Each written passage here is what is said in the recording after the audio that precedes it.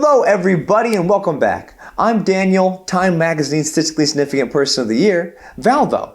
And with that stat joke, it's now time to talk about the big S itself, statistics. Come on, let me show you around. At its core, statistics is the study of data. Now, you may have heard buzzwords like big data, data mining, and things like that.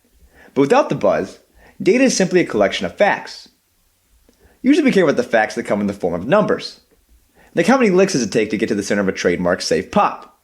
The answer is some number, presumably greater than 3.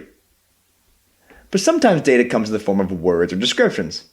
Like, what does a trademark safe pop taste like? And this perfectly highlights the two types of data we can collect in this world: quantitative data and qualitative data. Quantitative data is information given in numbers. It's something you can count, like number of people in a class,